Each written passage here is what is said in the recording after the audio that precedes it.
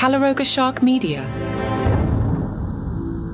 From Washington, D.C., where abortion laws are older than the urinal and Trump's endorsements are more tangled than a game of political twister, this is Ballot.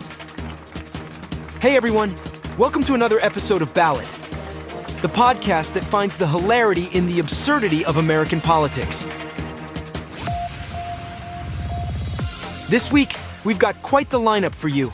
We'll dive into Arizona's ancient abortion ban that predates cowboy hats and paper bags, and ponder the possibility of a prison-based presidency. Plus, we'll check in on the latest debate drama between Trump and Biden. All that and more, coming up on Ballot. Last week, the Arizona Supreme Court upheld an absolute abortion ban based on a law drafted in 1864 that provides no exceptions for rape or incest. Seth Meyers joked, 1864? Was anybody even there yet? Was this their first law after Don't Shoot the Piano Player? Stephen Colbert pointed out, it's a law so old that it was passed before women had the right to vote. To which the Supreme Court said, don't worry, we'll work on that one next. This law is so old that it predates the invention of the cowboy hat, the urinal, the paperclip, and the machine that makes paper bags. Jimmy Kimmel said, 5 major networks are working on a joint letter to both candidates urging Trump and Biden to debate.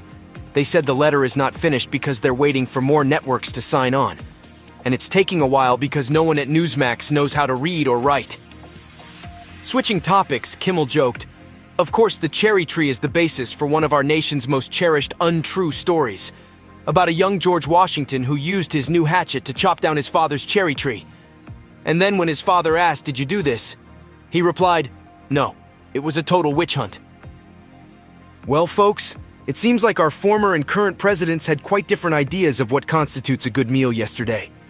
While Donald Trump was out there pressing the flesh and chowing down on some heavenly Chick-fil-A with the good people of Georgia, Joe Biden was living it up at the White House with a fancy schmancy state dinner. That's right, Trump was all about the Lord's chicken, as he so reverently put it, mingling with the masses and trying to convince them that his third run for the presidency is a good idea. I mean, nothing says I'm a man of the people quite like bonding over a shared love of waffle fries and secret sauce. Am I right? Meanwhile, over in D.C., Biden was rubbing elbows with the who's who of the political and business world. We're talking Bill and Hillary Clinton, Jeff Bezos and his fiancée Tim Cook, Jamie Dimon, and even Robert De Niro. It's like a real-life version of Guess Who's Coming to Dinner, except instead of Sidney Poitier, it's a bunch of CEOs and former presidents. And let's not forget the family affair. Ashley Biden and her husband were there, along with Hunter Biden's daughters. I guess when you're the president, bring your kid to work day involves a lot more than just showing them around the Oval Office and letting them spin in your chair. It seems like our dear old friend Donald Trump has found himself in quite a pickle. The former president is facing felony charges in not 1, not 2, but 4 separate criminal indictments across 3 states and the nation's capital. Talk about a busy schedule. Now I know what you're all thinking. If Trump gets convicted, can he still be president?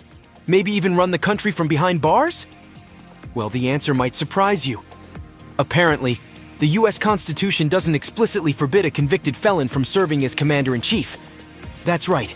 The Founding Fathers were so focused on making sure the president was at least 35 years old and born in the good old US of A that they forgot to add, must not be a convicted criminal, to the list of requirements. According to the esteemed Professor Richard L. Hasen from UCLA, an election law expert, the only other restriction comes from the 14th Amendment, which bars anyone who participated in an insurrection from running for the presidency. But here's the kicker. That's not even what Trump is on trial for in New York.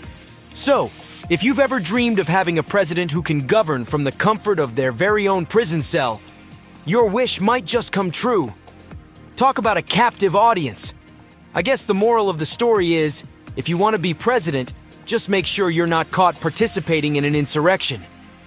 Trump wants you to vote, and to vote for RFK Jr. Trump is now encouraging Democrats to vote for Robert F. Kennedy Jr., the independent 2024 candidate, the same RFK Jr. that Trump calls a radical left candidate. I guess in Trump's world, radical left is just another way of saying a better man than Joe Biden. The mental gymnastics here are truly impressive.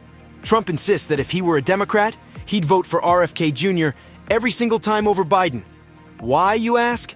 Because apparently RFK Jr. is more in line with Democrats. I don't know about you, but I'm starting to think that Trump's understanding of political ideology is about as clear as a foggy morning in San Francisco. But wait, there's more. Trump even manages to bring up RFK Jr.'s past support for the Green New Scam, as he so eloquently puts it. I'm not sure what that has to do with anything, but hey, when you're Donald Trump, you can pretty much say whatever you want and your supporters will nod along like those little bobblehead dolls on a dashboard. So let me get this straight. Trump, the Republican frontrunner, is endorsing an independent candidate, calling him a radical leftist, and urging Democrats to vote for him over their own incumbent president. It's like watching a game of political twister, where the players are all tangled up, and nobody knows which hand goes where anymore. I don't know about you, but I can't wait to see what other mind-bending endorsements Trump has up his sleeve. Maybe he'll start campaigning for Bernie Sanders next, touting him as a true conservative, or something equally absurd. In the world of Trump, anything is possible. And that's what makes it so darn entertaining. When we come back, it's debate time. Well, it's not debate time, but it should be. It looks like Donald Trump is itching for a debate showdown with Joe Biden.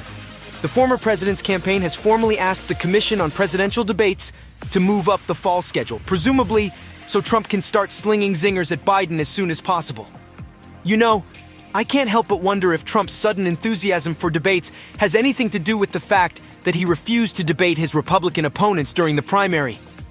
I guess he figured, why let Nikki Haley and Ron DeSantis take shots at me when I can save all my best material for Biden? But here's the thing. The Biden campaign hasn't even committed to any debates yet. In fact, Biden himself said back in February, if I were him, I'd want to debate me too. He's got nothing else to do. Ouch! Looks like the president isn't exactly jumping at the chance to verbally spar with his predecessor. Now, let's not forget that the Republican National Committee had some beef with the Debate Commission back in 2022. They demanded changes in moderator selection and scheduling, claiming the commission was biased against Trump in 2020. But apparently, those concerns have magically disappeared now that Trump is the presumptive nominee. It's almost as if the RNC's principles are as flexible as a yoga instructor on a hot summer day. But who knows? Maybe they've had a change of heart, or perhaps Trump just really wants to get his debate on. One thing's for sure, if these debates do happen, we're in for a wild ride. Can you imagine the ratings? It'll be like a reality TV show meets a political cage match. So buckle up, folks, because the 2024 presidential race is about to get a whole lot more interesting, and probably a whole lot more absurd, too. Well, that's all for this episode of Ballot. See you next week for more laughter-inducing analysis of the wild world of politics. Until then, keep your eyes peeled for any surprise endorsements from Trump. You never know who he might back next.